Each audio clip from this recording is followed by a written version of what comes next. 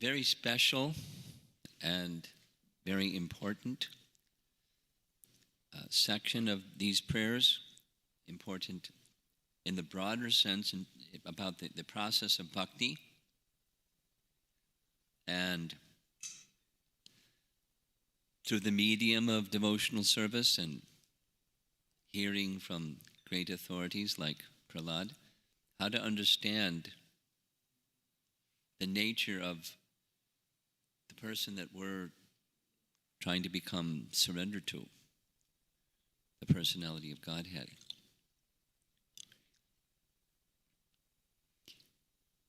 Perhaps you remember from yesterday evening, text 24, there was a request by Prahlad, Nija Britya Parshadam.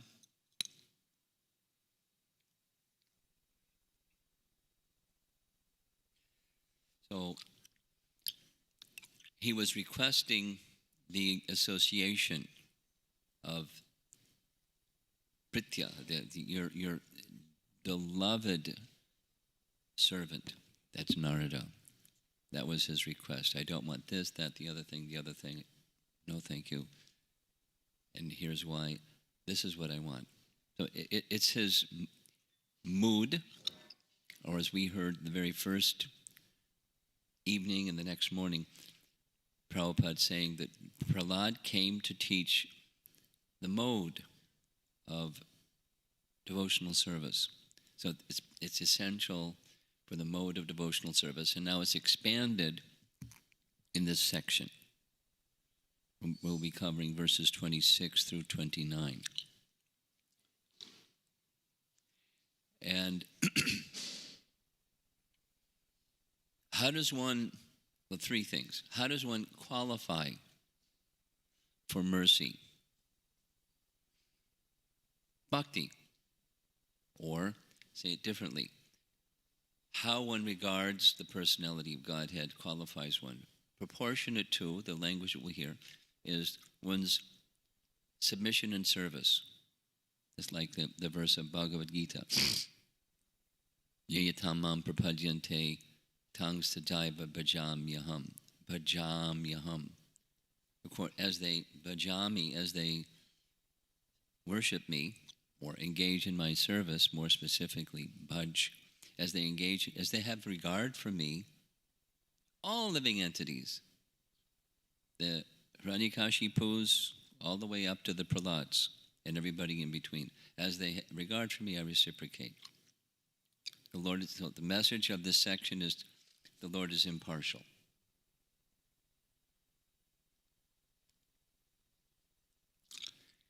Everyone's eligible for his mercy. Everyone receives his mercy because he's merciful. It's his nature, and that's the person who we're serving. And so how does one get, there was a question yesterday, how does one get special mercy of Prahlad, despite his stated disqualification, he's getting special mercy. And the special mercy is there because of his devotion. He got the devotion because of this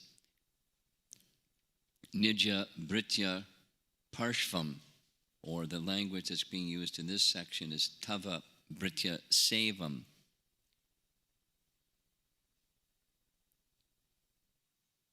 So, this is our topic, this section. How is it that, on the one hand, Nrsingadev kills Hiranyakashipu, and on the other hand, he gives his benediction to Prahlad? Looks like he's partial. And that's one of the arguments of Hiranyakashipu, when after the death of his brother, Hiranyaksha, because Lord Varaha killed Hiranyaksha. So at the funeral, he pacifies the relatives and then says, this so-called Vishnu is supposed to be impartial, but look what he did. So I'm going to get him. I make a vow, I'm going to destroy Vishnu. So, looks like he's partial. Looks like he's partial. How is it that he's impartial when it looks like he's partial? It's one of the mysteries that Prahlada is going to explore or reveal. So there's 4 verses. The first one is 26, Prahlada stating his unprecedented mercy never before received by any other devotee, and yet I'm so unqualified. Then 27, what made him qualified? What invited that special mercy that no one else received? Well, it's that the language is in proportion to one's service and surrender. The impartial and benedictory nature of the Supreme Lord flows proportionate to one's service and surrender. So one who surrenders like Prahlada surrenders receives mercy even more than the goddess of fortune, which is pretty amazing. So what is that? The next is Tava Britya Sevam. He has this spirit. This is the secret. And now it's being disclosed of devotional service. Tava Britya Sevam. Britya refers to Narada. Britya is the humble servant. Tava Britya, your humble servant, Narada, Sevam. That's Prahlada. That's his heart. And there's nothing else. He doesn't want something from Narada. He doesn't want something from Lord Sringadev. He only wants one thing. And because of that very strong and singular focus, he got special mercy. So there was some question yesterday of how do we know what's the barometer or the measure for pleasing. It's and the service doesn't just mean, you cook or clean or do some physical service. Those things are nice. But most important is Prahlada, heard the message of bhakti, and he brought the message of bhakti in and he lived it without any compromise, without any circumstance creating or destroying. It wasn't circumstantial. It wasn't material based. It was totally from the heart, submission to the personality of Godhead, rendering service unto him. And it's because of that Prahlada apparently received special mercy. And then Prahlada says, this is just preview, Prahlada says, I accept that the mercy that you gave to me and the mercy that you gave to my father by killing him was to satisfy and fulfill the desires of your devotees, Lord Brahma, and the demigods. And there isn't anything else. You don't do anything else except you're Bhaktavatsala. You're very kind to your devotee. Now he's putting Lord Brahma and the demigods above himself. If you remember, we heard this term yesterday. Besides Bhakta Vatsala, Kripana Vatsala, Kripana, Brahmana Kripana, the miserly person. The Supreme Lord is equally kind to the miserly person. He just reciprocates according to their regard for him. Like, here's Prabhupada's explanation in a general sense, not specific to this. If someone says, I'm your enemy, I see you as my enemy, okay, I'll be your enemy. He doesn't feel inimical. He feels if one is harassing the devotee, we heard in the very beginning, he feels angry and he feels dvesha. but he's just reciprocating with their position. And then another says, I want to be your devotee. Okay. In that sense, he's equal. But it looks like and it feels like, and because one is approaching him in devotion, he shows affection. We're going to hear it. And those who are inimical to him, he shows anger and another.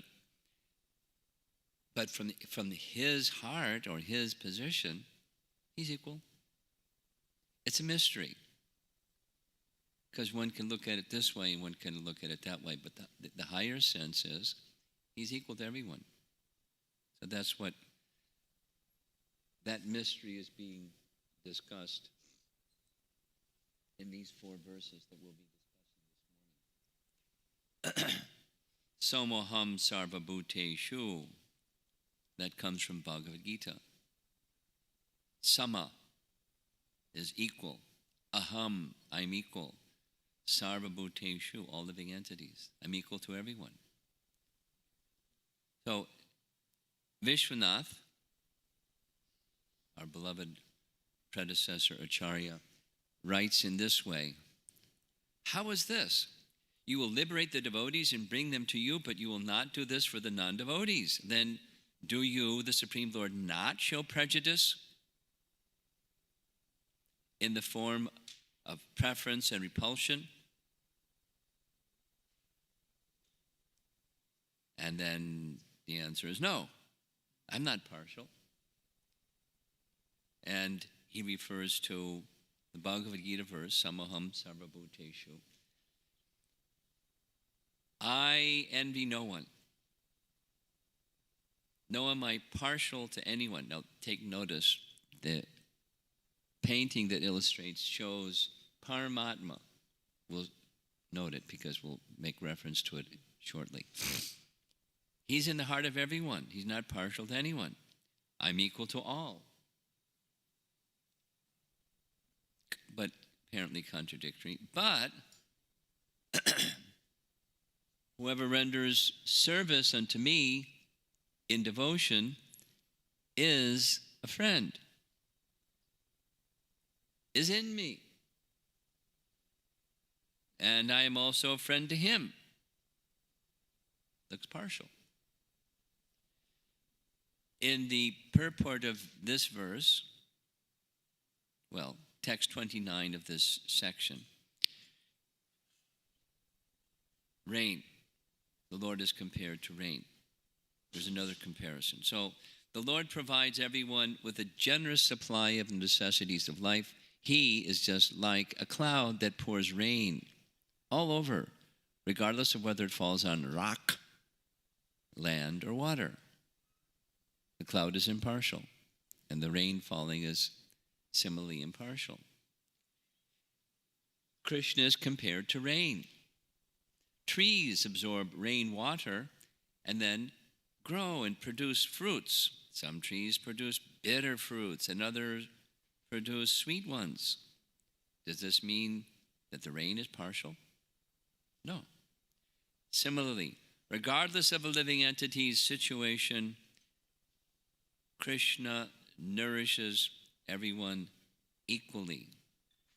That's his explanation from a lecture on that verse. Then, in the purport of text 29 is another comparison.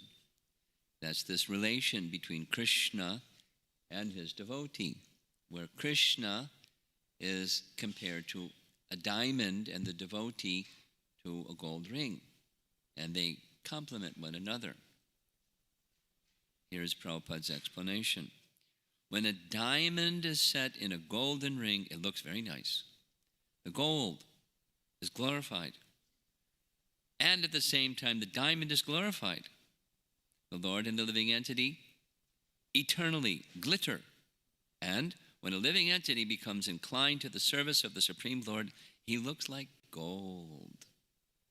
The Lord is a diamond. And so this combination is very nice. Very nice. looks like partiality. This verse 29 is the Bhaktavatsala.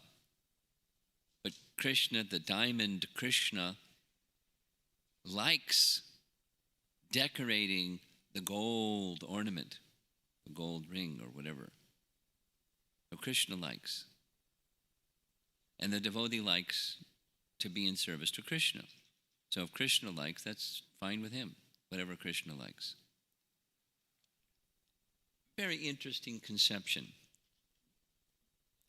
I imagine there'll be some discussion about this. Krishna is impartially partial. And this is our Acharya's describing. His impartiality is his Paramatma function. And Paramatma encourages everyone to become the devotee. And some say no. Some say, let me think about it. Some say yes. And then those who say yes, then they are associating with the Bhagavan feature, and Krishna in his Bhagavan feature reciprocates with the love of the devotee in his capacity as Bhagavan. Really nice. I like it.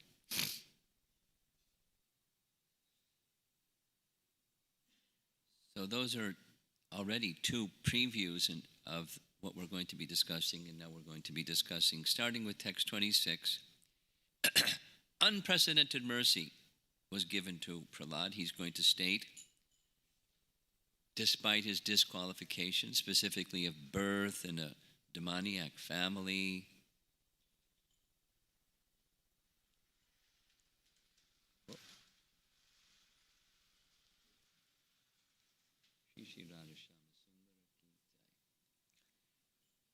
so we see these words, Tavanu Kampa. Tavanu Kampa. That's his causeless mercy. And this Padma Kara Prasada,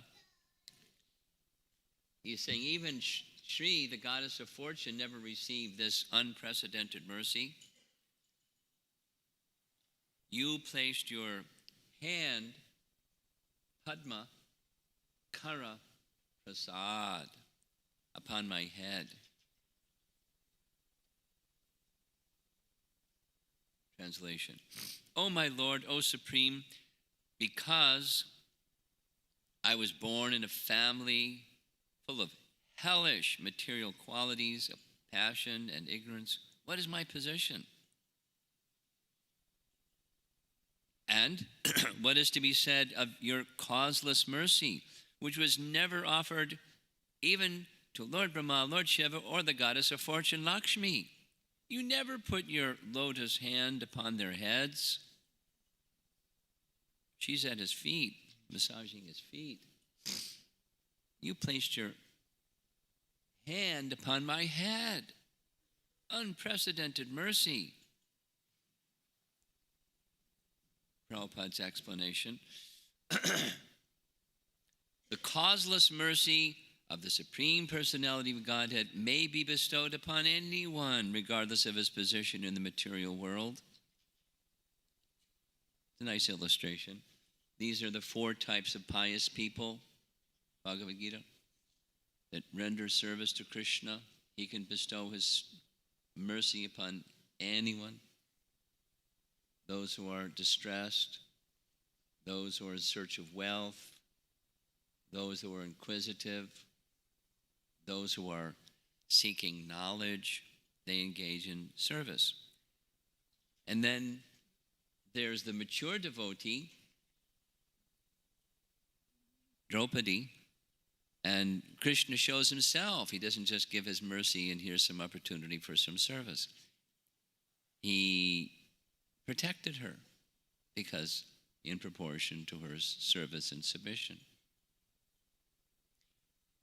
Everyone is eligible to worship the Supreme Lord, irrespective of his material position. Now, it's part of the theme of the very special position of bhakti. It's a theme in all of his prayers. He's a bhakta, and he understands how he became a bhakta. He understands the power of bhakti to relieve one from material contamination, from the modes of nature, the insufficiency that's there because of his low birth, and take away miseries. And now it's on the positive side, it's the impetus, the magnet that draws the mercy of the Supreme Lord. Bhakti. And to explain that, in the purport, Prabhupada refers to 1426 Bhagavad Gita. Mam chayo vyabhicharena bhakti yogena sevate sagunan samatitya. One transcends the gunas. And Brahma Bhuyaya Kalpate. At once, bhakti is from the liberated platform. You engage in devotional service. Vyabhichari bhakti. Avyabhichari bhakti is special.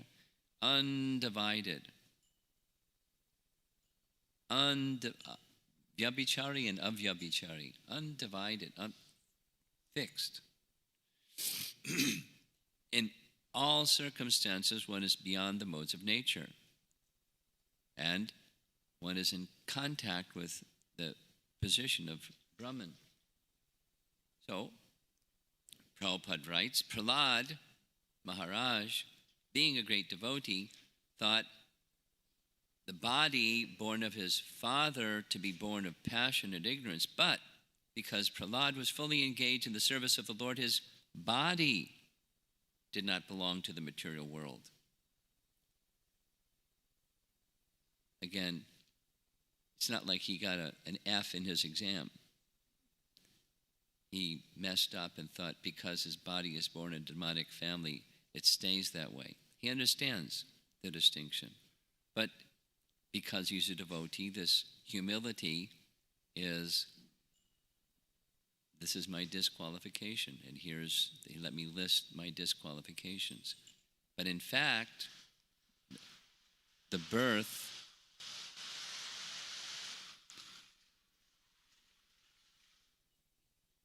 of Prahlada and the passion and ignorance influence of his father was totally dismissed by his bhakti and his service and submission.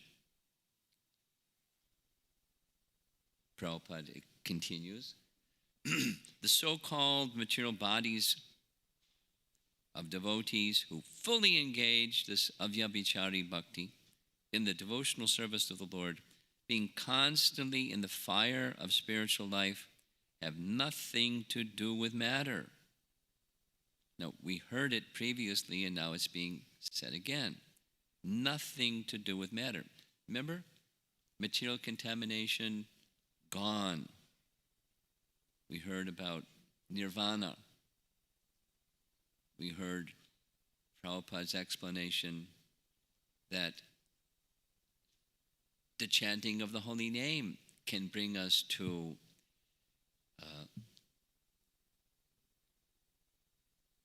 the position where the fire of material existence, bhava, not bhava, but bhava, the suffering, the misery, bhava mahadavagni nirvapanam. The fire of material existence is gone, material cessation. So that's who have no longer anything to do with matter. Those that are engaged in chanting and devotional service in this avyabhichari bhakti position, their bodies they don't act in a material way anymore. They're spiritualized. And the illustration of this graphically is interesting. I don't know if I ever saw a cannonball before, but there's some cannonballs. And cannonballs in contact with fire, they become fire. Not like fire, but fire, although it's iron. It becomes fire. The common example that Prabhupada would give, many, many times I heard, The goldsmith, the blacksmith. The blacksmith builds a fire and he puts the iron in the fire and it makes it red hot. And then the iron that's in the fire becomes fire. You touch the iron that's been in the fire to some grass or some leaves or some paper. It's fire. No longer just an iron rod or, in this image here, a cannonball. It's fire. Similarly, the spiritualized nature of one whose body is engaged, of course, it's not just body, mind, and soul, and words, and everything. This full immersion in service, conscious service to Krishna. The body becomes spiritualized. It acts in a spiritual way. Another nice example, very common, is electric wire. Electric wire isn't electric, but it can conduct electricity. When connected with the powerhouse, it delivers electricity. Although it's not electricity, it acts like electricity because of its being a good conductor. Similarly, the body, a living entity that's engaged in loving service to Krishna, becomes fully spiritualized. And so this tadiya is a Sanskrit word that means paraphernalia. The paraphernalia, here there's paraphernalia of Srila Prabhupada. And, the garland he's wearing, and the hat that he's wearing, and the clothes that he's wearing, the shoes that he would wear. And it was common, I don't know if I've seen pictures where Prabhupada is wearing 2 watches. And he would regularly be given watches, and he'd take off the old one and give the new one. Give the old one to somebody and put on the new one, and then keep that for a while, then get another one and give the old one and keep. It's tadiya, it's paraphernalia. Or just like on the altar, the conch shell and the lamp, and not only the flower and the fire, but the article that's used in the worship of the deity. It's spiritualized. Although it's brass or wood or whatever it is, in service to Krishna, it acts in a spiritual way. So we touch the fire and smell the incense and the flower and sprinkle the water, and it acts to spiritualize. Charanamrita, it acts to spiritualize. Prasadam. It's not ordinary. It's not like vegetarian. It's prasadam. Matter can act spiritually if engaged in service to Krishna. It's a mystery for non-devotees. It is the delight for the devotees. It's just one more illustration of this. The spiritualizing of something material. It comes in Canto 10, very, very, very highly philosophical, elaborate discussion on this topic, where after hearing the full 9 cantos and then the full 10th canto of Krishna's pastimes, Maharaj Parikshit says, I'm ready. Let that mystical snake bird or whatever it is that's supposed to kill me, let it come. My consciousness is completely absorbed in Krishna. And because my consciousness is absorbed in Krishna, I'm ready to go to Krishna. I'm with Krishna. Then, I'm paraphrasing, of course, but I have a doubt. How do you have a doubt when you're in that position? I have a doubt. What's that? How did I get here? Because the instrument that was used was my ear, and the instrument was used from your side as your tongue, and they're both material. So how does something material get you to something spiritual? How's that? How did it happen? And Shukadeva Goswami says, great question. Such a great question. Long, long ago, sages were discussing this question. And when they were discussing this question, long, long ago, they referred to another discussion. In other words, it's a classic question. And it's the personified Vedas and the four Kumaras having a little powwow about this question. And intensely philosophical. If you think Bhaktisiddhanta's writing is difficult, this is postgraduate. Very difficult.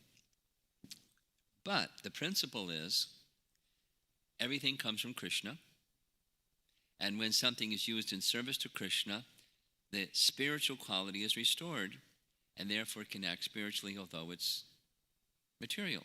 Material in the sense of not conscious energy, but it can act in a spiritualizing way because it's connected, the tongue and the ear and the body and flowers and lamps. And there's the philosophical, deeply profound philosophical explanation that has everything to do with the non-difference, which was discussed, and it's going to be discussed after breakfast again in Prahlada's Prayers, the difference, non-difference philosophy of Bhagavatam and Chaitanya Mahaprabhu. Because of that non-difference feature, when used, it's the bhakti principle. The bhakti principle is so powerful, we take it for granted, kind of, but it's so powerful, it can completely transform matter to spirit.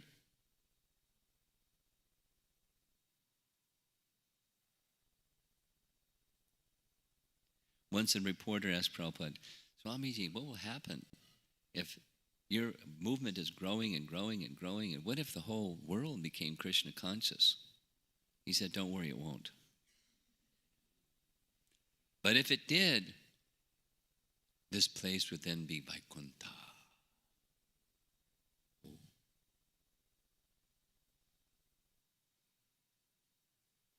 The spiritual world. The material world becomes the spiritual world, or things that are material become spiritualized. It's in his teaching right here.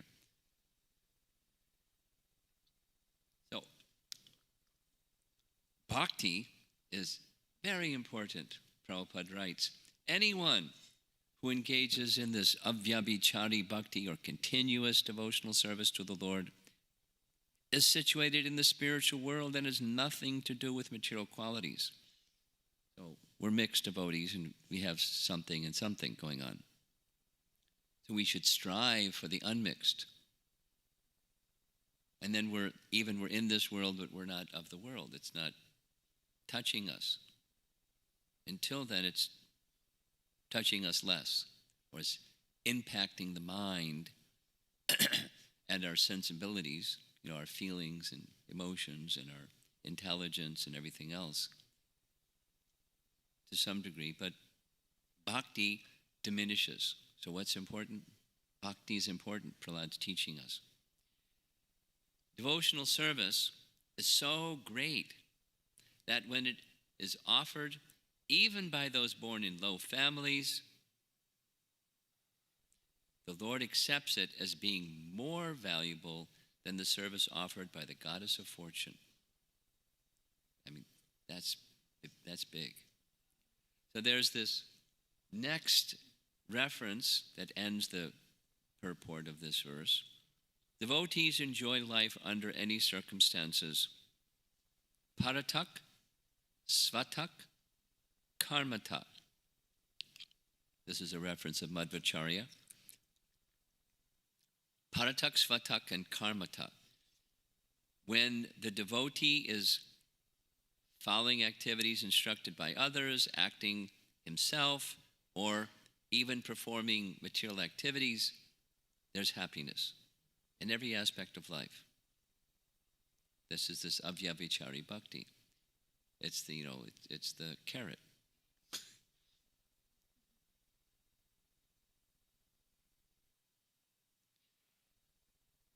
Now, maybe some of you are familiar with one of Prahlada Maharaja's answers when his father says, what's the best thing you've learned in school? these same terms, paratak, svatak. Prahlad says, my dear demoniac father, there's no way that a person like you can understand whether it's your own effort, under guidance of others, or combination of the two. You're not going to understand on your own. You won't be able to understand by the guidance of others, and even put the two together, you won't understand. He's so bhakti-less. He's so inimical. So what I could say, but you won't understand. He's, Dad. You're not disrespectful. He's just being, very clear about reality. So again, this theme, the impartial and benedictory nature of the personality of Godhead. Here's the verse, and I've specifically highlighted this. Seva anurupam. Seva anurupam means according to one's desires. So that's how it's translated, but according to one's submission and service is how Prabhupada translates it or presents it in the purport. Seva anurupam. And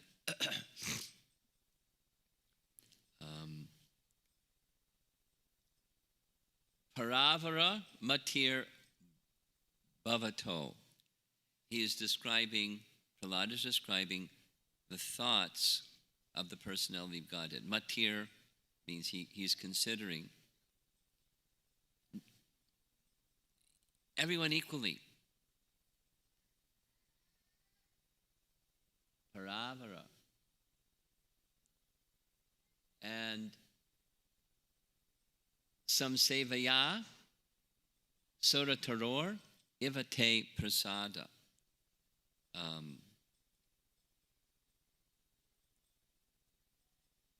Taror. You are like a desire tree. And desire trees don't discriminate. You want this? Fine. You want that? Fine. It's another comparison like rain.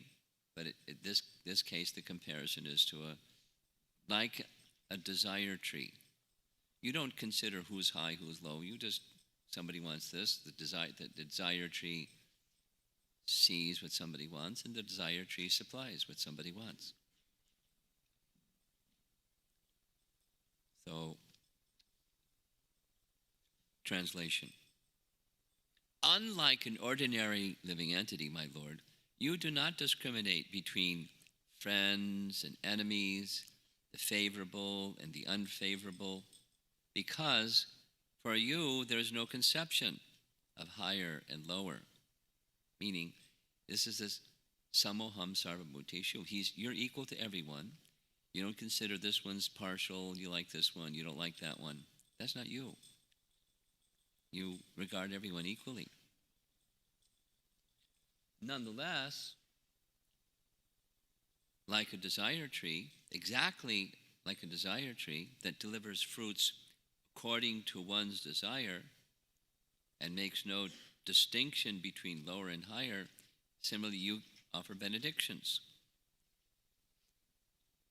according to one's level of service. That's the translation of the verse.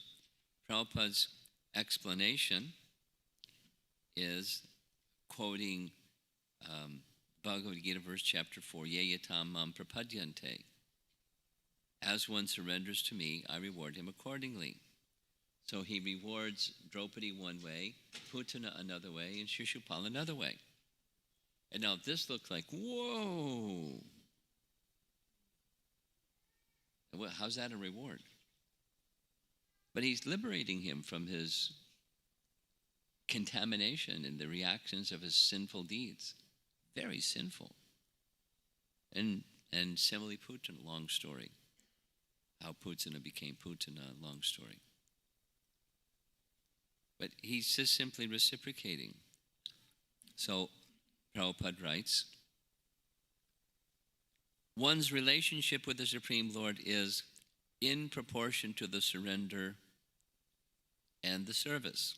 This phrase, seva anurupam, or seva anurupam, in proportion to the surrender and service one renders to the Lord. So he's not partial. The living entity regard him according to their free will this way, that way, and he reciprocates, that's all. One's position is determined by one's desires. The Lord is not responsible for the higher or the lower grades of our existence. He doesn't regard higher or lower.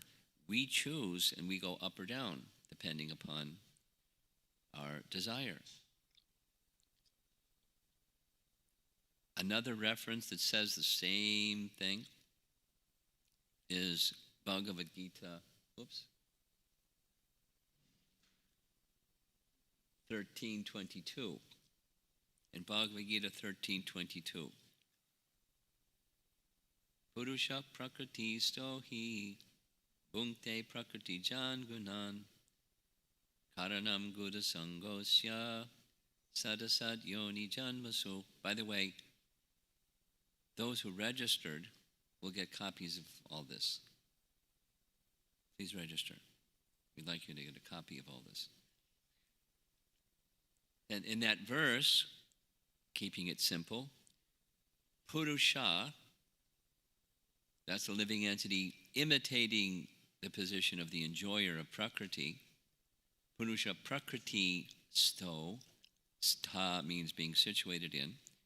Prakriti sto he, certainly one who is a living entity situated in Prakriti. Bhunkte Prakriti.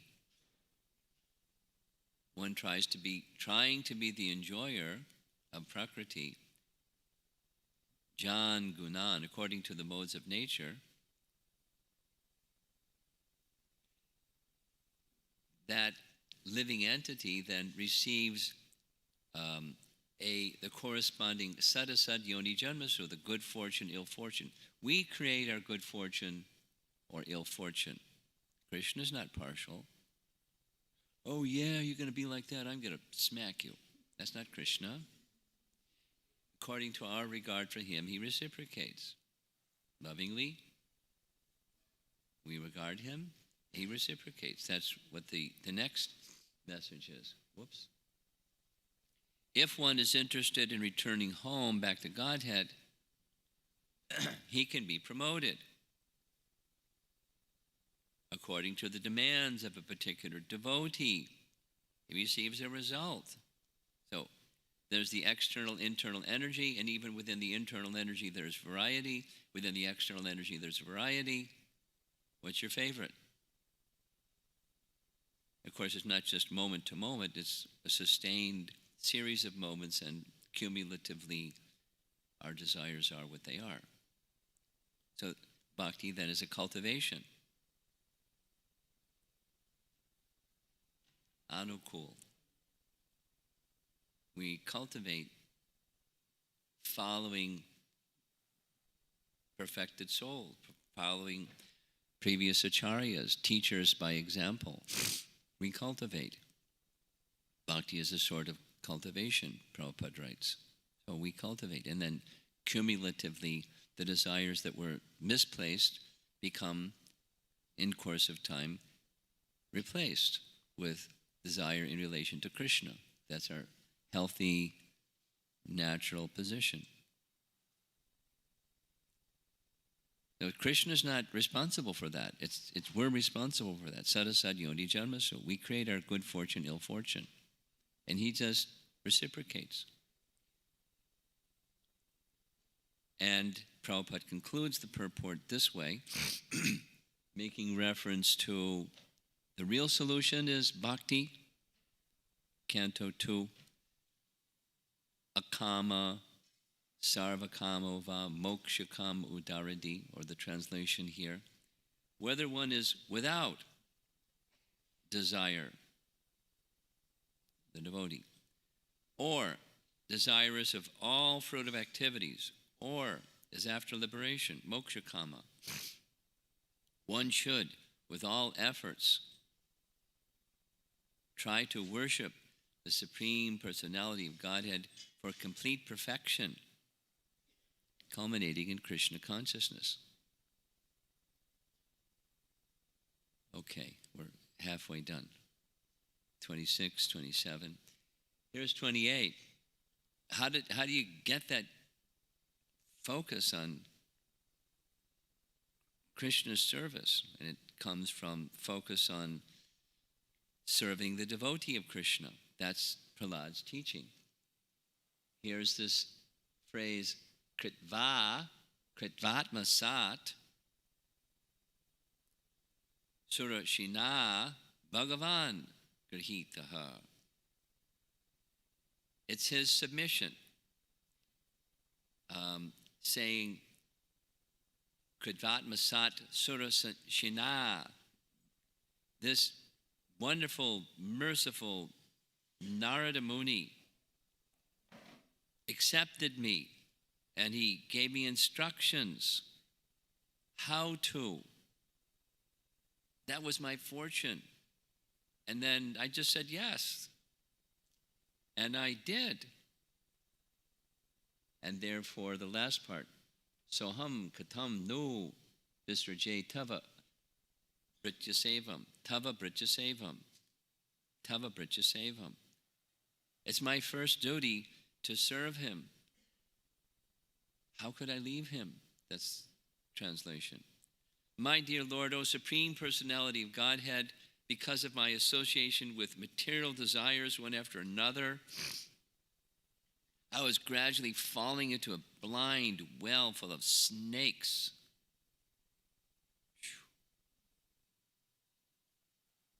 Following the general populace.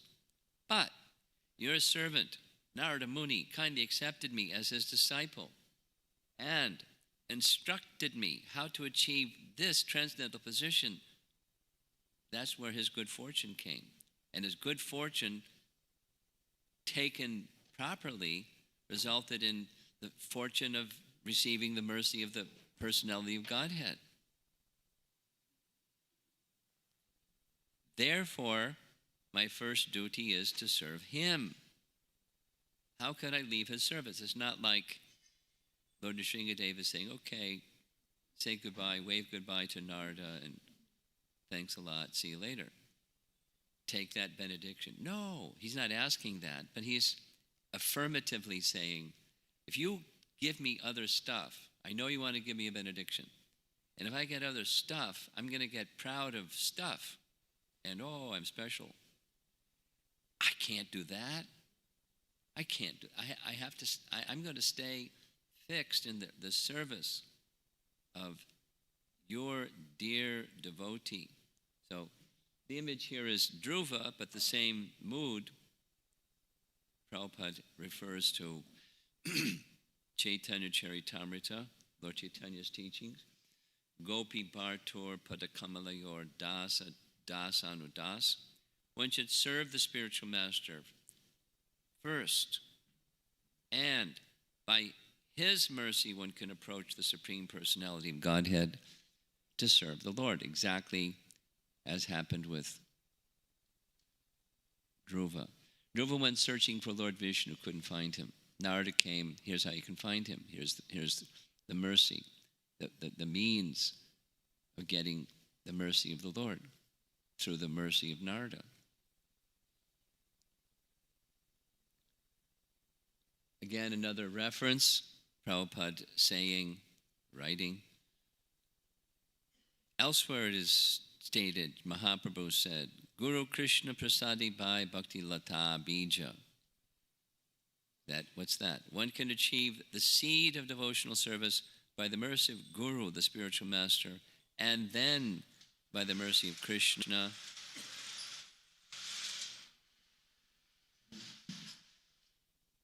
Shri Shri Radha Shama Sundara Ki Jai. This is the secret of success, and it's also the secret to how the theme of the section, unqualified person receives special mercy because he received the mercy of Narada. And what's the prompt for receiving the mercy of Narada? Causeless. No prompt is needed. Causeless mercy.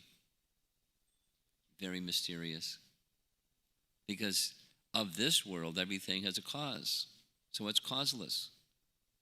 The mercy of the devotee is causeless. And then following that mercy of the devotee comes the mercy of Krishna. It's a deep science, and it's, well, of course, we've heard this regularly, but it's Prahlada's explaining it, and Prabhupada's wonderful purports are explaining it so nicely. Again, Vishwanath Chakravarti Thakur confirms, Yasya prasadat bhagavat prasado. One should not attempt to please the Supreme Personality Godhead by concoction. One must first be prepared to serve the spiritual master. And when one is qualified, he automatically is offered the platform of direct service to the Lord. But he's not seeing. Prahlada is already in that direct service. There he is face to face with the Lord's hand upon his head. But he doesn't want to bypass Narada. No way. No way. And then the last of this purport message. Whoops.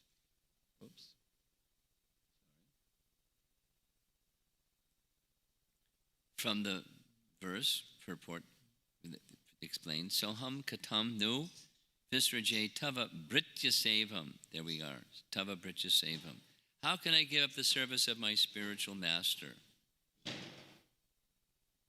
who has favored me in such a way that I am now able to see you face to face? Prahlada Maharaj prayed to the Lord that he might continue to engage in service to his spiritual master, Narada Muni. So here's Narada instructing Kayadu. We saw this image before. And Prahlada is within the womb of Kayadu. So he brought her to his ashram knowing that within her womb was a great devotee. So there was some merit already that Narada recognized. But then through instruction, he became a qualified devotee. And then in this middle picture, he received the direct darshan, look at that, darshan, of Lord Nrsingadev.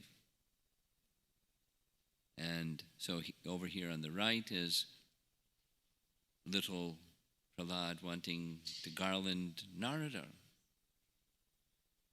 and worship him and sit at his feet and hear from him and become filled with devotion for the Supreme Lord and live his life in devotion to the Supreme Lord. So now comes Vishwanath Chakravarti Thakur's summary.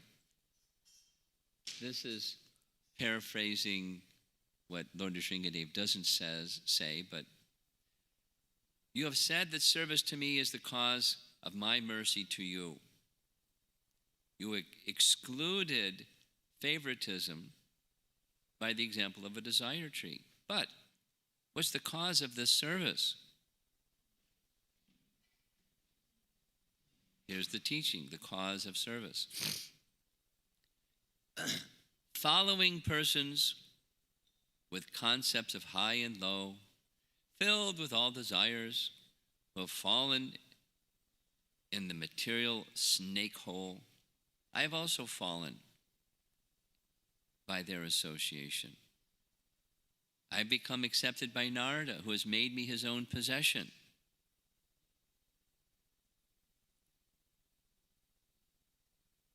So the Lord then thinks, let this jiva be mine. By force, Narada, let this jiva be mine. By force he has taken me by the hand, brought me near to him, taught me the king of mantras, and had me serve him, having fallen into the hole of samsara. I have now become your devotee. Without his mercy, this was not possible. How can I give up service to my guru, your servant? The karmis and gyanis, on attaining their goal, give up the sadhana. I cannot be like that. on the path of bhakti. When the sadhana gives result, devotees who attained the Lord, such as Dhruva, still had the desire for sadhana, of associating with devotees and other processes of bhakti. That's because that's one of them. Nice. So now the final verse for this morning. Emerging is this theme. How is all of this? This is Bhaktavatsala. He's Kripanavatsala and he's Bhaktavatsala, and they're equal because he's Vatsala. But he looked like special for the bhaktas because the bhaktas have hold the Lord to be special to them. Here's the verse, highlighted. Manye sva britya rishi vakyam. There's this word britya again. That's referring to Narada, his humble servant. I think Manye, Prahlad thinks, sva britya rishi vakyam ritam vidhatum. I think that both in saving me and in killing him, you have acted just to prove true the words of your devotee. So, my Lord, Ananta Pittur Vadascha, O unlimited reservoir of transcendental qualities, you have killed my father, Hiranyakashipu, and saved me from his sword, because he said, if there's any supreme controller other than me, let him save you. I shall now sever your head from your body. Dad. Woo.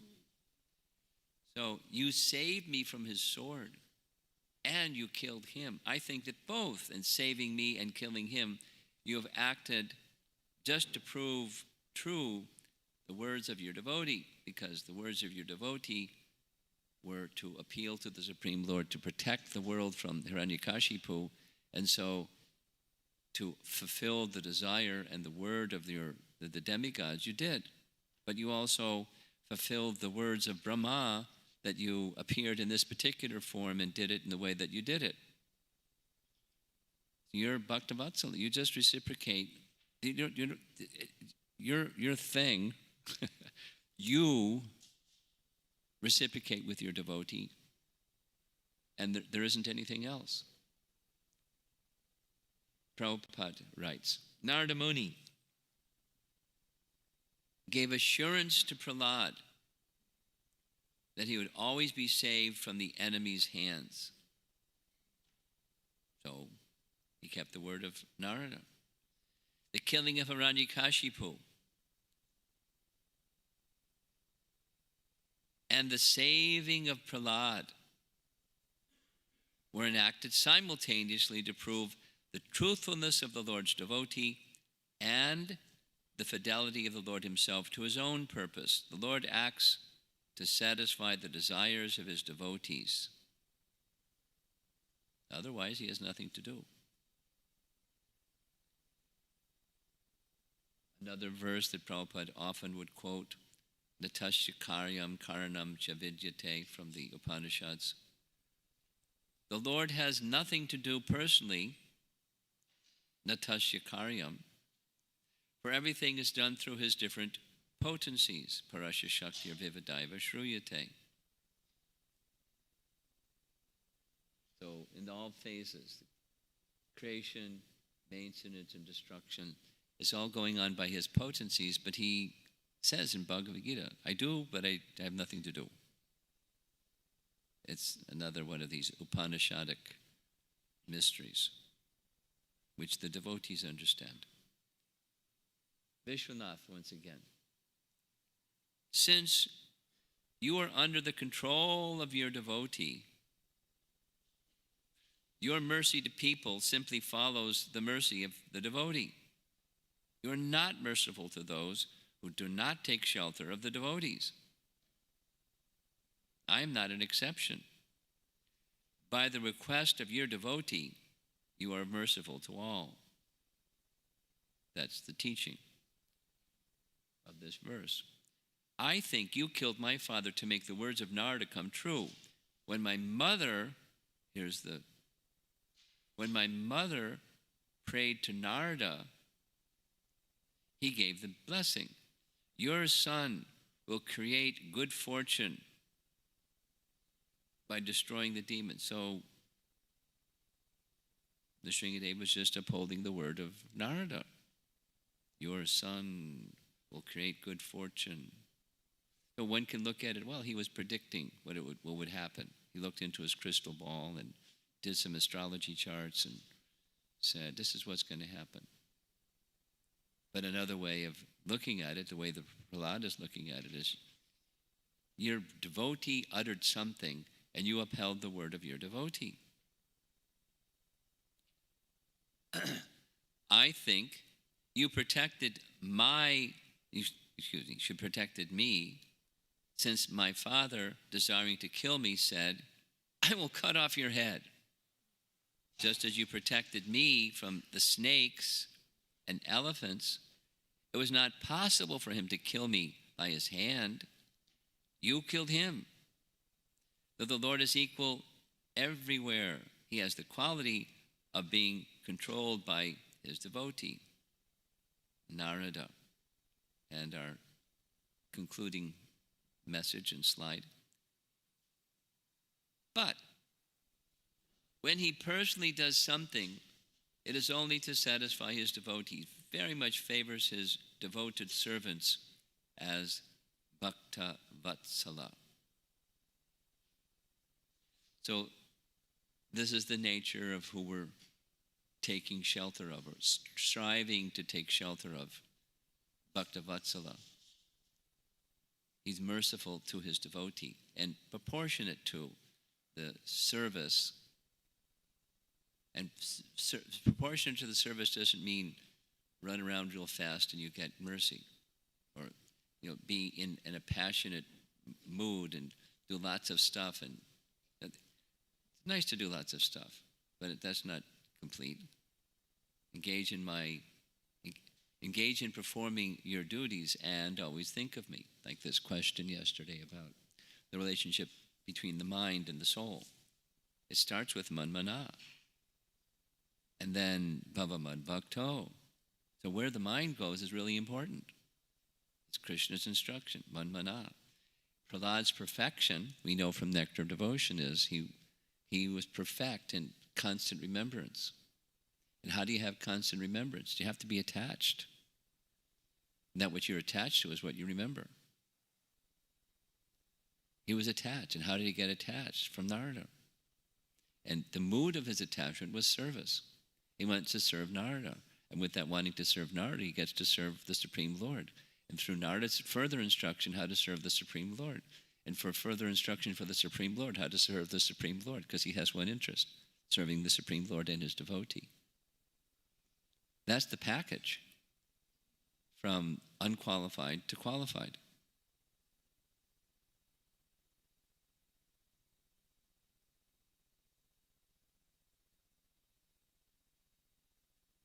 Like us, unqualified.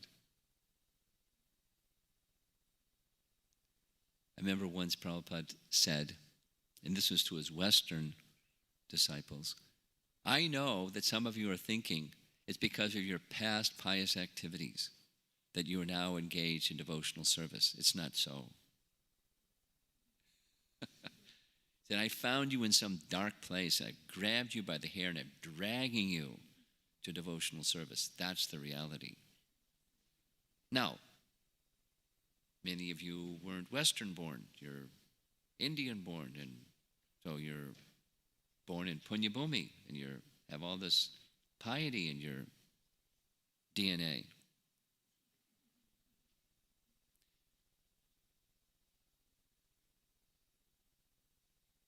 But without the association of our founder Acharya and his teachings and the bhakti process and the holy name and prasadam, deity worship, association of devotees that he's created all over the world.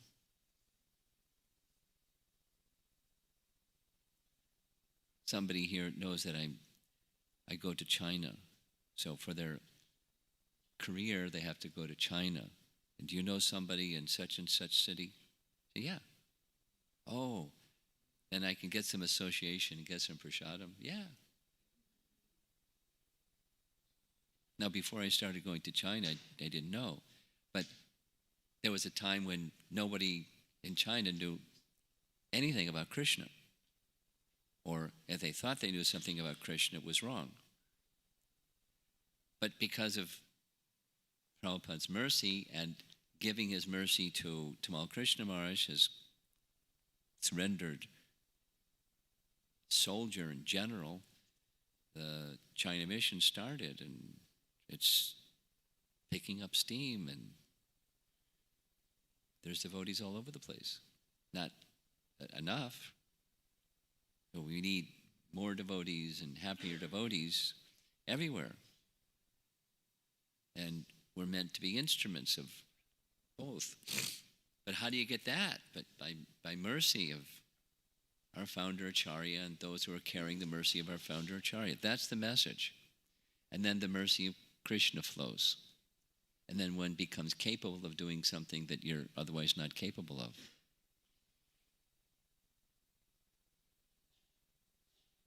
It's really wonderful. That's profound, mysterious. Non-devotees think we're nuts. That's okay. We don't go, oh yeah, well, you're nuts. We don't do like that. You think we're brainwashed? Brains need to be washed. Yours included, my dear friend. And when the brains are washed, what do you have? You have Prahlada, and he's giving this whole inventory of what it's like, one's conscious mind, heart, words, choices, association, protection, everything. Through this science of bhakti, and he wants to give it. He's being told, we'll hear at the end, he's being told by Lord Nrsingadev, give this to others. Prabhupada said the same. Prabhupada said the same. Just end with this. One morning, it was hot, July, summer, at the Brooklyn Temple, and Prabhupada was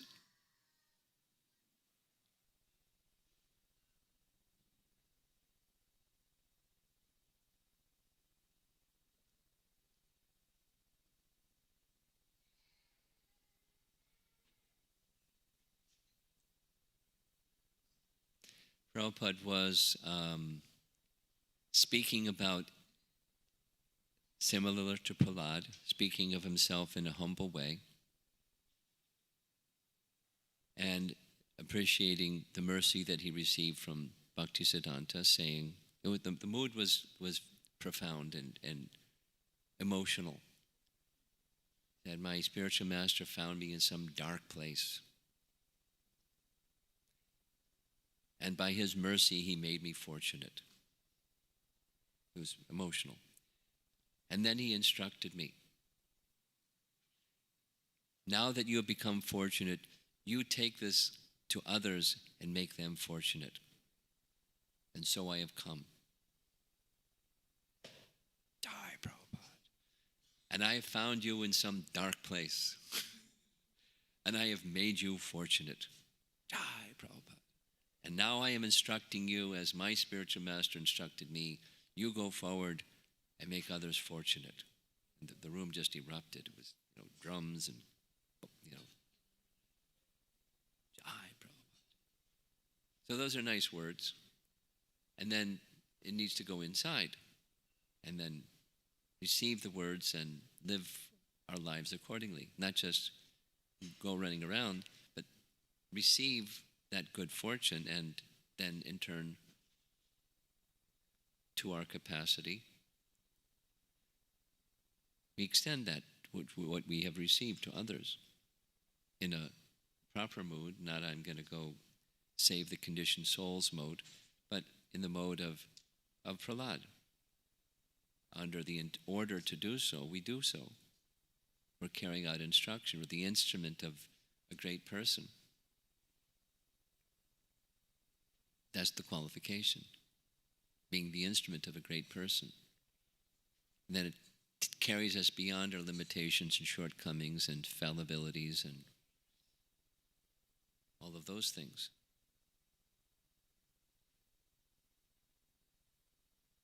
Bhaktavatsala. So, and with that, to see if there's any discussion. Isn't it nice, these prayers of Prahlad?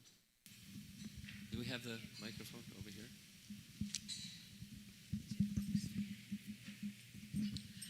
Guru Maharaj, in one of the slide, we saw like one can achieve the devotional service by... One can do what? One can achieve devotional service by the seed of bhakti. Yeah, you like that? Is by the cause of Guru and Krishna.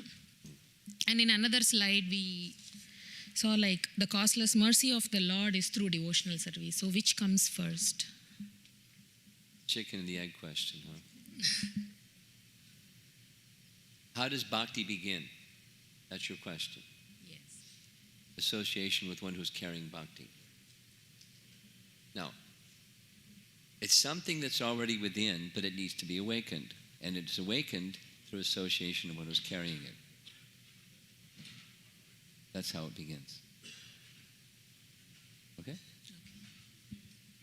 Vishwanath Chakravarti Thakur's answer.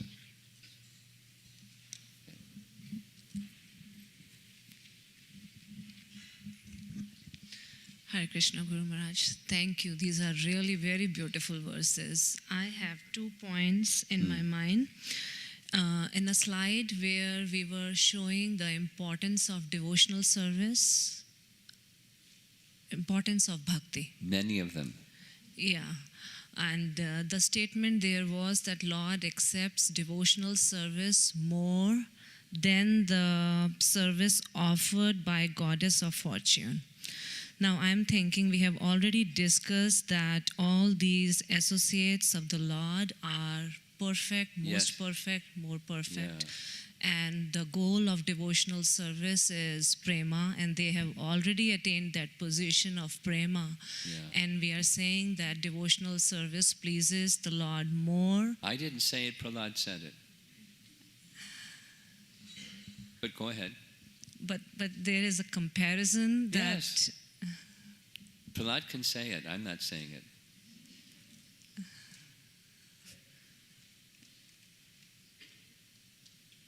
Two things.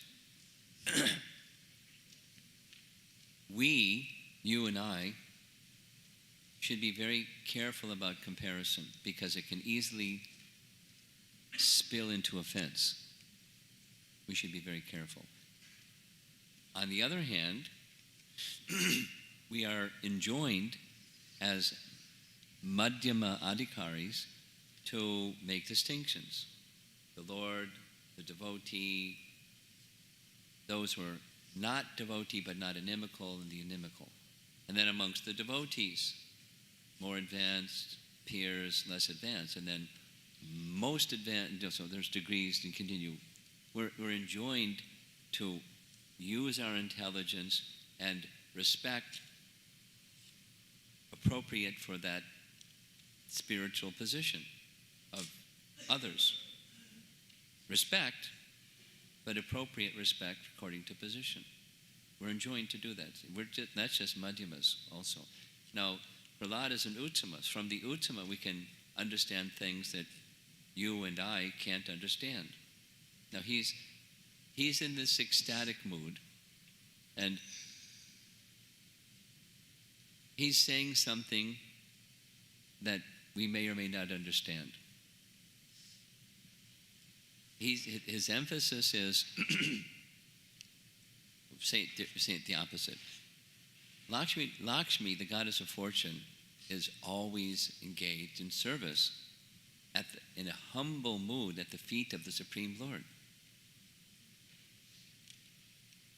It's pure devotion. So what makes, he's analyzing for our benefit, what makes him a recipient of mercy that even the goddess of fortune hasn't received? So is it to say, well, if you become a servant of Lakshmi, you're not going to be as favored by the Lord as if you're the servant of Narada? Narada is doing something that at least in her service to the Lord, Lakshmi doesn't do. He goes here and there, risking everything to give the mercy of the Lord to others. That's especially favored, as Krishna says in Bhagavad Gita. There's no one more dear to me than he. Who? So there's this comparative that we can understand from the Lord's side and from Prahlada Maharaja's side, that he holds especially dear those who engage in this activity. So we just accept. That's what the Lord says. And that's what the devotee of the Lord says. So we're not engaged in this very risky business of comparison. We're honor. The residents of Vrindavan are the superlative best. We're not saying, well, Prahlad's nice. And resident of Vaikuntha, they're pure devotees, that's okay. But we don't do that. The whole of the Bhagavatam is, some people do that. And Prabhupada, warns very strongly again and again and again and again and again and again, don't do that. Doesn't mean we can't understand the residents of Vrindavan are very special. We just don't do the comparison thing of saying, well, okay? So that's the caution. In terms of comparison, our faculty of intellect needs to discern one thing from another, and our mood of respect is for everyone. In the pure devotee category, in a special position, mood of respect, and then those that aren't, respect, and those that respect, proportionate to the position. Not the other kind of comparison. I don't want to associate with you because you're not, on the platform of Prahlada Maharaj, so I'm going to keep my distance from you. Not that. Offensive. Go ahead. The second point, we talked about the causeless mercy of Narad Muni. And Kayadhu also heard the same instruction. Yeah. And we also discussed about the previous position of Prahlada Maharaj. Yeah. So this, to me, highlights two things. One is the free will of Kayadhu, because I heard you one time says that Kayadhu forgot everything. Well, that Prahlad says. Prahlad says it. Okay. And another thing is, maybe the previous position, along with the causeless mercy of Narada, a previous position, I don't know what Kayadhu's previous Nor position is. So that definitely plays a part. Well, what it is said by Prahlad, and then in the commentary, is due to her attachment to Hiranyakashipu, when Hiranyakashipu came back, due to her attachment to Hiranyakashipu, she forgot what she had heard, and she appreciated it. She forgot by that unwholesome association. Now, when Hiranyakashipu came back, Prahlad didn't forget. He wasn't attached like she was attached. He was respectful, but not attached. Big difference. She was attached. She forgot.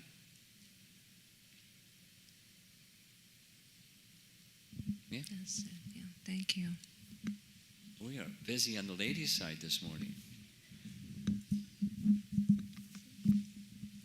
Yes.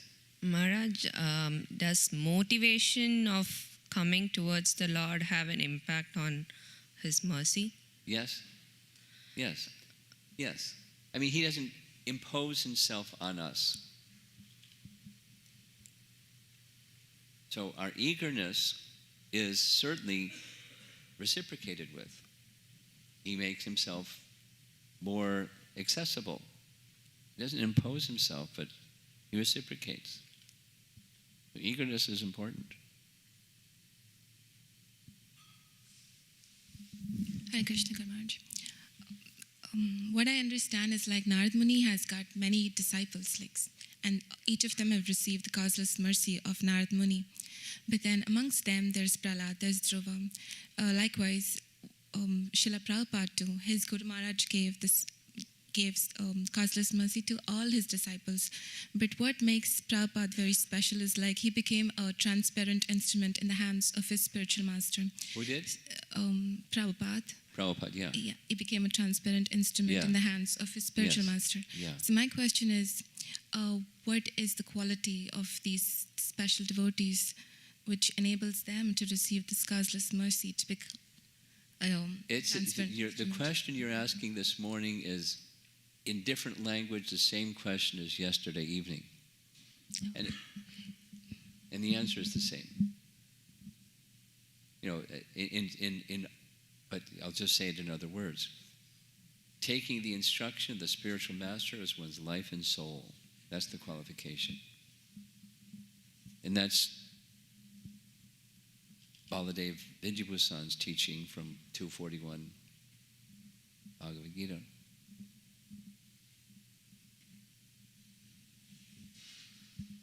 To expand on that, read, I'm sure you have, but you can go back and read it again because it's a question you're asking last night and again today.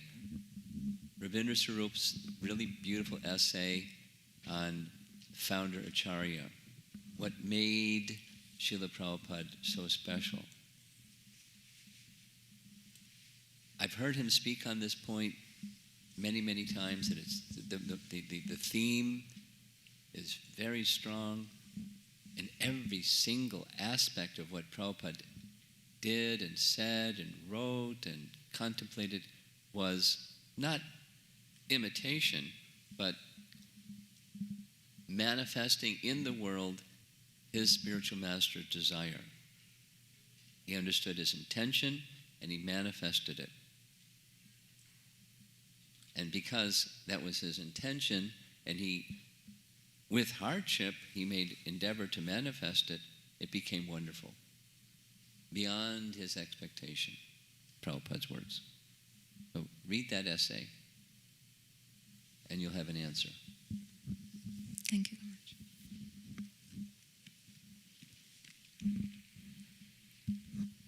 Guru Maharaj, in life of Dhruva Maharaj,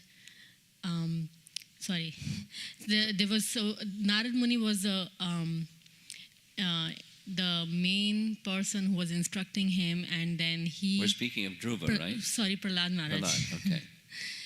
And his entire gratitude was solely directed to Narad Muni, his spiritual master. In my life, and I have heard from you that there are other Vaishnavas that play a very important role in the growth of my spiritual journey, and also there are teachers, like we learn some things from the material world as well, family, friends. So how does the gratitude towards those personalities and those teachings be aligned towards one soul, spiritual master and person? Well, everything was fine until the language of your question. It's not, the objective is not align things to one person. If there's one person, it's our founder Acharya. That's ISKCON. And other persons aligned to him. But going to he's the primary Shiksha Guru, and on his mercy we exist. And anyone else that's giving mercy, the list of people that you mentioned, to the degree that it aligns with his mercy, that's where your appreciation and affection and allegiance goes. So go to Chaitanya Charitamrita. There's only one Diksha Guru and multiple Shiksha Gurus. And to the degree that transparency, just like this other question, the transparency of that is, it invites our faith. It's the trustworthiness of that instrument of the principal person. And that's reality. It's not just like, it's a nice answer. It's reality. Now, other persons, those that are family and acquaintances and people that teach us about stuff, say parenting, for example. They're people that have something valuable to teach about parenting or education, the occupation that you have. So the value is in the alignment with our founder Acharya's teachings and the message of Shuddha Bhakti. And so we take something and spiritualize it. But we have to be very careful that we don't become materialized instead of spiritualized. Have to be careful. So therefore the alignment with our founder Acharya. And then others. Okay? Thank you. Way in the back.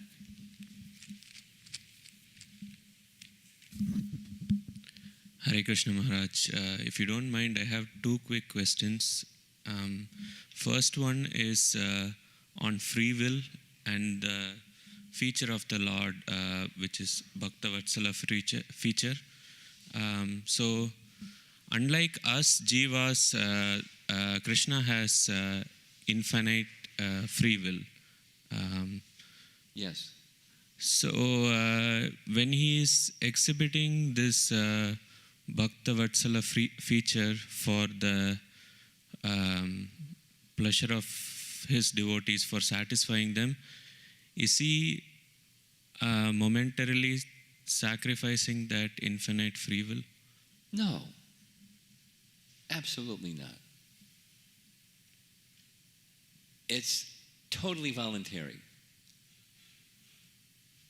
He totally voluntarily places himself at the disposal of his devotee. He doesn't surrender it. He exercises it. Next. So I was recently in Singapore, Maharaj, and I went to the Hare Krishna temple there. And for the first time, a devotee there explained to me the concept of Ritvik. Oh, great. And then I Googled and I found some information. You probably went to the wrong temple. There's a Ritvik temple, and there's a ISKCON temple. You probably went to the wrong one. You should have checked before you went.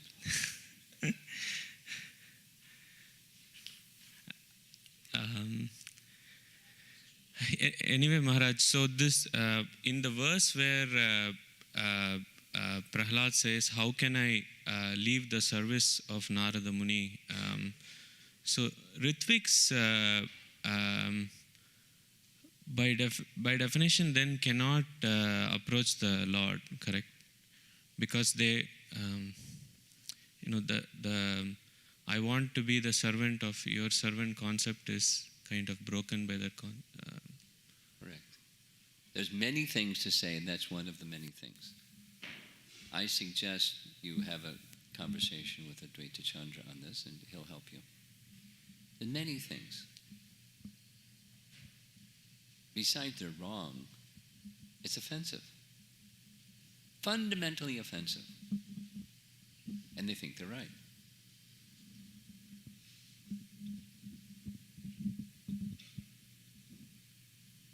but it's fundamentally offensive. So we just keep a distance from those people. I mean, there's many things that's not nice. One of the things to help assert their position is they vilify someone that doesn't accept their position. They're very active. They're very energized, and in some cases, semi-skilled at being offensive, vilifying people that don't accept their position.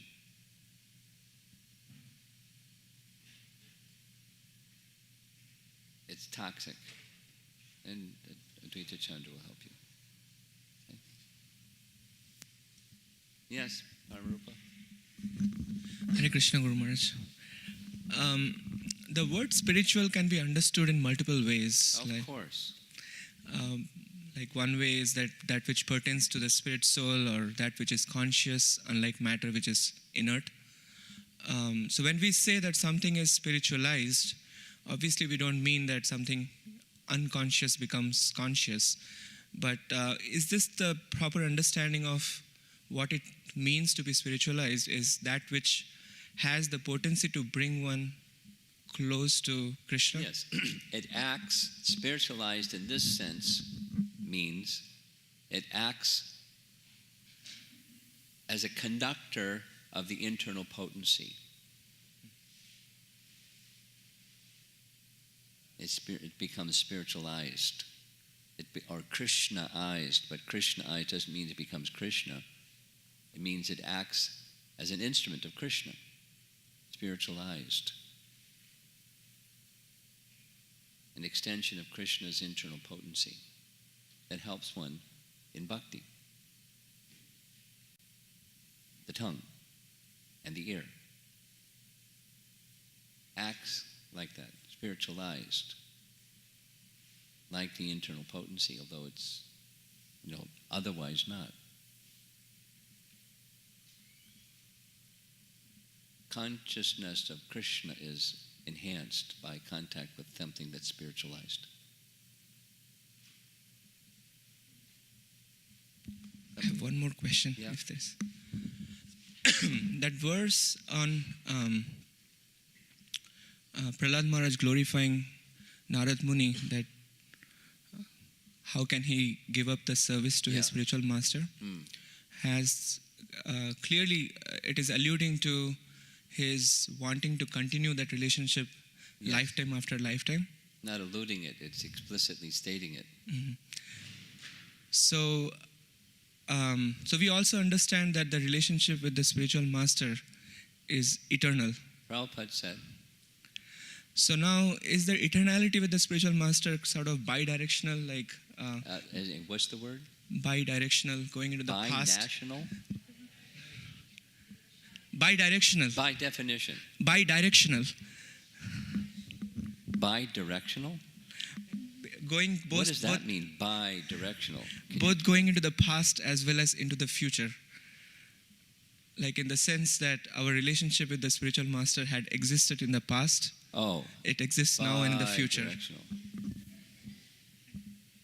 Well, I invite you to read, because it's lengthy, the answer is lengthy.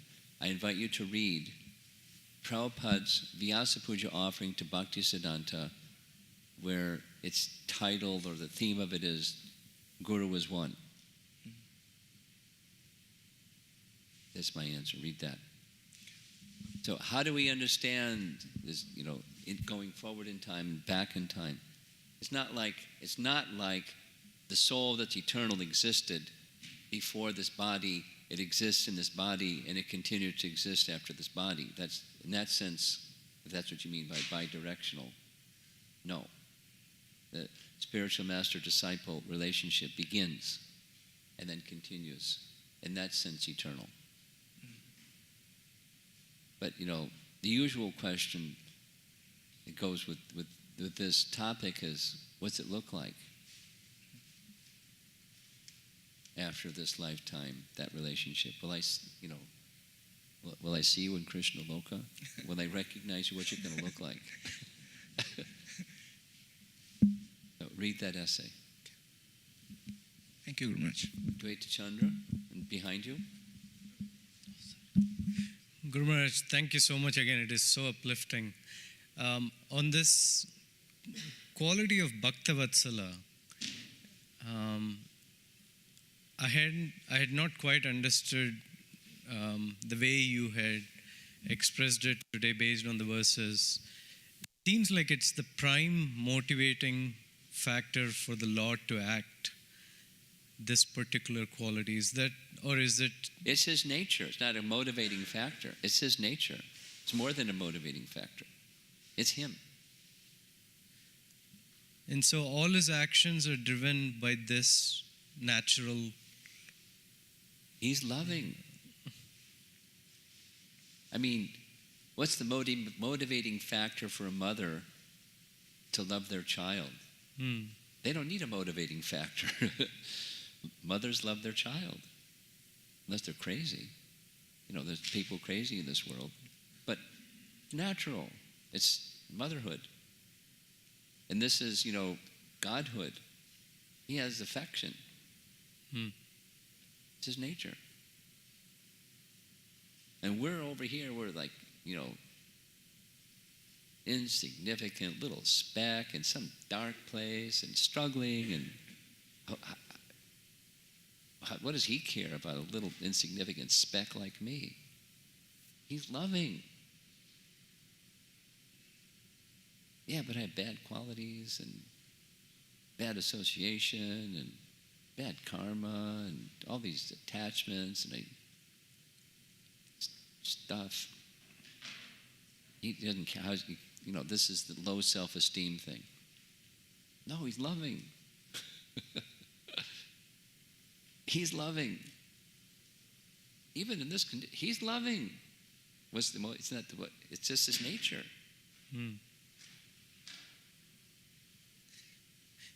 That's the message. That's what Prahlada is teaching. How can we be, as son of Hiranyakashipu?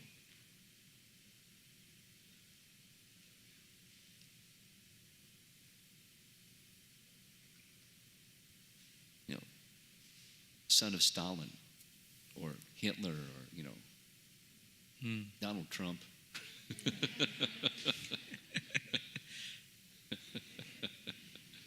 When can we become a devotee anyway? Be dear to the Lord. And earlier my understanding was he protected Lord Brahma's words, which he gave to Hiranyakashipu, the boons. And Narada's word. Okay. I didn't realize the second. It's Vishwanath's disclosure. No, okay. I don't know where that passage is in the scripture that says Narada said what he said. But Vishwanath is telling us that's what he said. So that is amazing. Thank you. So I want to keep our schedule, and we're already past schedule. It's 10 after. That clock isn't right.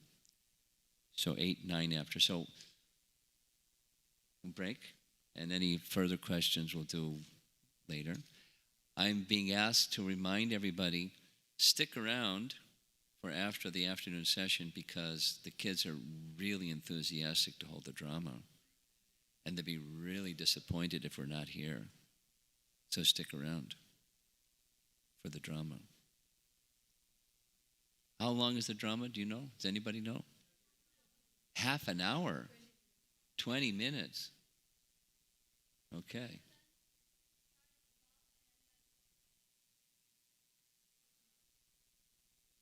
Starts at 12. What if the class is over at 11:30? Everyone's going to disappear. Should I have to keep going until 12?